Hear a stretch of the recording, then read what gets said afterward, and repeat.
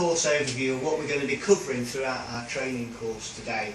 So we're going to start with a little bit of housekeeping and health and safety, and then the first part of the morning we're going to be running through and looking actually at your theory training, what's involved in the theory test, types of questions that you might get asked, common road signs, and how you can break down the questions, look for clues in there, right, to how you might be able to answer it. So if you don't know what the answer is at the end, you've got some idea of being able to sort of like break down the possibilities and narrow it down. So instead of it just being a complete guess, it might be an educated guess at the very worst. Please remember that while we're doing this course, it's really informal. The idea is for you to get out of it as much as you need. So if you've got any questions or you want us to focus in a particular area in more detail, then just ask. Right? It's all run very much to how you require it to be needed. We're breaking for a coffee around about 10:30. Right? It's not set in stone. Right. And as you know, one of the areas on your theory test that they'll ask you questions on are relating to actually road signs as you're driving around. So, if you look at the screen here, you can see a very common road sign. Circular sign, white background with a black diagonal line going from approximately sort of 1 o'clock down to 7 o'clock. Now, anybody know what that road sign means? Anybody? National speed restrictions, excellent, or national speed limit, very good. Right. But it applies to different types of road. If you're on a single carriageway road, does anybody know what the speed limit would be? If you're on a single carriageway road? No? No. Okay. You're going to say? 60. 60, well done. Yeah, absolutely fantastic. It's 60 miles an hour. If you were on a dual carriageway though, it would be what, if you saw that sign? 70, absolutely. It'd be 70 miles an hour. Well done, fantastic. Really good. Okay, so national speed restriction applies. Now this one, just throwing this one into false here.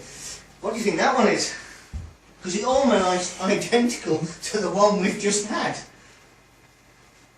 No idea. Any idea? No. No idea. Okay, it actually means end of restrictions. You would usually find it if you went into a road where, for example, the road was particularly narrow, so wide vehicles, or it had a bridge, or weight restrictions, so it was, you know, heavy lorries, etc., couldn't go down. Right? Then at the end of that period of road, where the weight restrictions or the width or height restrictions no longer apply, you'd see a sign like that. Okay, so it means that whatever restrictions were in place has now ended. Okay? Clips here. So this one, slightly different clip, we're drawing down a rural road. So let's see if we can find where the clip is. Oh, sorry, where the hazard is, sorry.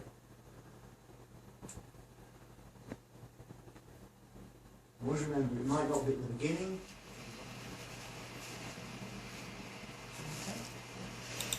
So you work your way through the questions, and then when you've answered what you think is correct, click on next and then move your way along, and then when you've finished the end of it, we'll go back and we'll review the questions and look at any that you have perhaps not got right and why you didn't get them right. Okay. Okay, excellent. So we got that one right. So it asks you for the three answers, and you correctly gave it the 3 answers out of your choice. So if you move on to the next question, just press next. Alright, so this one is a sign question, and it says which of these signs is for a ring road? And we put C, or, we put D, which is for a roundabout, yeah, okay, a mini roundabout. It should actually be C, which is the YR on the green background. That would signify you're on the ring road around the city. Move on to your next one.